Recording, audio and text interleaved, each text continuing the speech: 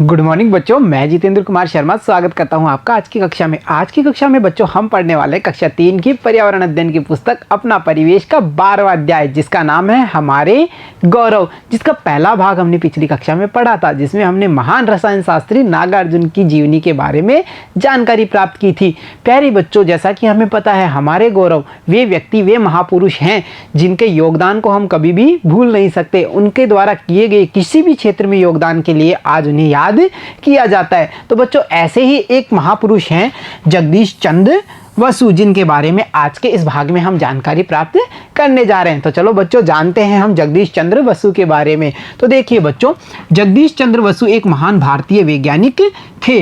वैज्ञानिक मतलब बच्चों जो विज्ञान पे आधारित आविष्कार और खोजों में कार्य करते हैं, विज्ञान के क्षेत्र में अपना योगदान देते हैं, उन्हें वैज्ञानिक कहा जाता है। तो ऐसे ही वैज्ञानिक थे जगदीश चंद्र बसु, जिनकी इमेज को हम यहाँ देख पा रहे हैं ना सभी, ध्यान से देखिए, ये हैं जगदीश चंद्र बसु। प्यारे बच्चों, इन्होंने अपने विद्यार्थी जीवन में ही रामायण महाभारत का अध्ययन किया था।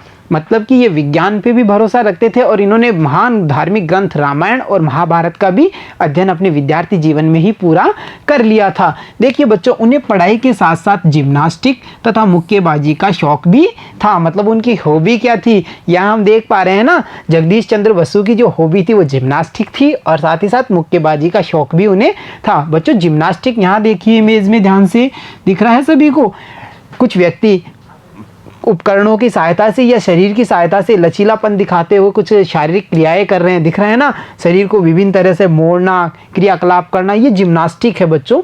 और इसी का शौक किसे था, जगदीश चंद्र बसु का। नीचे वाली इमेज में हम देख पा रहे हैं दो खिलाड़ी मुक्केबाजी का प्रदर्शन करते हुए, इसे मुक्केबाजी का खेल कहा जाता है। इसका शौक भी जगदीश चंद्र बसु को था। देखिए बच्चों, जगदीश चंद्र बसु अपने खाली समय में एवं अपनी बचत का प्रयोग पेड़ पौधों एवं जीवों को पालने और संभालने में लगाते थे। तो बच्चों, वे खाली समय में इधर उधर भटकते नहीं थे। अपने खाली समय का उपयोग और अपने द्वारा की गई बचत का उपयोग जगदीश चंद्र बसु कहाँ करते थे, पेड़ पौधों और जीवों को पालने में और उनको संभालने में। साथ ही साथ देखो बच्चों, जगदीश चंद्र बसु ने भौतिकी और जीवन विज्ञान में दोनों ही क्षेत्रों में अनेक आविष्कार किए। मतलब उनका योगदान केवल जीव विज्ञान यानी जीवन विज्ञान में ही नहीं, बल्कि भौतिकी के क्षेत्र में भी उन्होंने अपना अतुलनीय योगदान दिया था। तो चलो जानते हैं उनके कुछ आविष्कारों के बारे में। तो देखो बच्चों, जगदीश चंद्र बसु के द्वारा किए गए कुछ आविष्कार। देखो बच्चों, उनके आविष्कार, पहली बात तो ये कि आविष्कार क्या होता है। आविष्कार का मतलब बच्चों कोई नई खोज, जैसे बल्ब की खोज हुई, मोबाइल की खोज हुई, नई खोज करना, उसे आविष्कार कहा जाता है। ये आविष्कार जगदीश चंद्र बसु के द्वारा कौन कौन से आविष्कार किए गए, उनके बारे में हम जानकारी प्राप्त करने वाले हैं। तो देखो बच्चों, इन्होंने बिना तार जोड़े 23 मीटर दूरी पर विद्युत घंटी को बनाया। मतलब इन्होंने ऐसी घंटी का आविष्कार किया था कि विद्युत घंटी का जो 23 मीटर बिना तार से ही बजने लगी थी। और ये देखो यहाँ पे इमेज में सभी को दिख रही है ना, विद्युत घंटी, जिसको कि इन्होंने विद्युत तरंगों के माध्यम से 23 मीटर दूर, हो सकता है बच्चों, है ना, नई खोज, कितनी अद्भुत खोज की है इन्होंने कि बिना तार से जोड़े ही विद्युत घंटी को 23 मीटर दूरी पर इन्होंने बजा दिया। यानी कि इनमें कितना ज्ञान था, इन्हें अपनी क्षेत्र का, भौतिकी का कितना नॉलेज था ना, तभी तो इन्होंने ऐसी घंटी बजाई जो बिना तार के बजने लगी।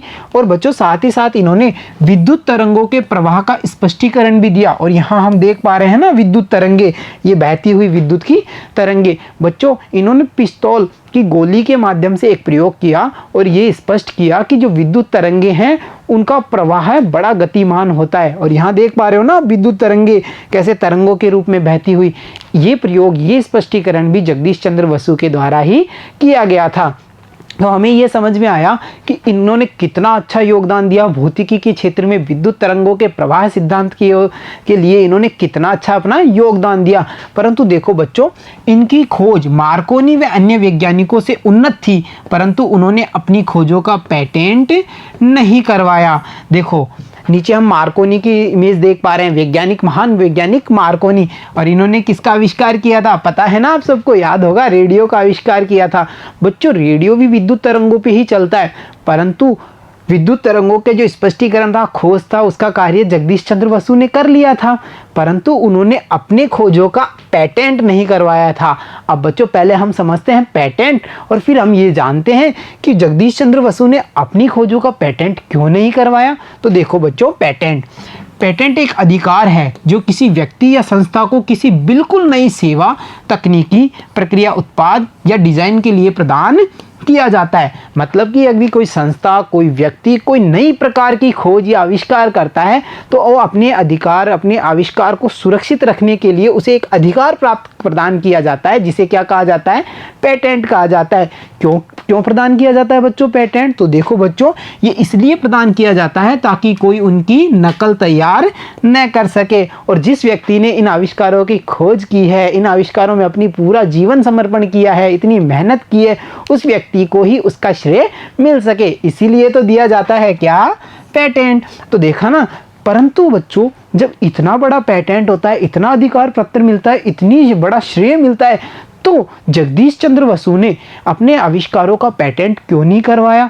क्यों फिर उनके आविष्कारों पर आधारित होकर के ही मार्कोनी ने रेडियो का आविष्कार किया और पेटेंट करवा के पूरा श्रेय ले लिया? ऐसा क्यों हुआ? तो देखो बच्चों, जगदीश चंद्र बसु ने अपने आविष्कार का पेटेंट क्यों नहीं करवाया? तो देखो उनकी क्या मान्यता थी कि वैज्ञानिक खोज सार्वजनिक संपत्ति है। कितनी अच्छी सोच है ना जगदीश चंद्र बसु की, कि जो वैज्ञानिक खोजें हैं वो सार्वजनिक है, मतलब कि वो सभी लोगों का उस पर बराबर हक होना चाहिए, उस पर किसी एक का अधिकार होना उचित नहीं है। और हम भारतीयों की बच्चों यही तो सोच है ना, कि हम चाहते हैं कि जो भी खोज हो, जो भी आविष्कार हो, उससे उसका उपयोग मानव कल्याण में हो, सभी लोग उसका फ़ायदा उठा सके, सभी पे उसका बराबर अधिकार होना चाहिए।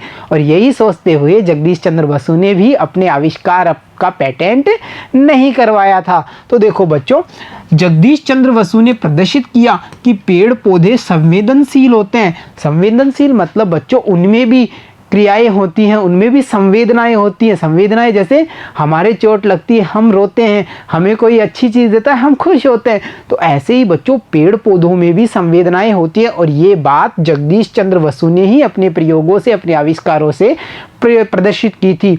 और उन्होंने बताया कि पेड़ पौधे भी हमारी तरह दुख व प्रसन्नता का अनुभव करते हैं। और यहाँ हम देख पा रहे हैं ना एक मुस्कुराता हुआ पेड़।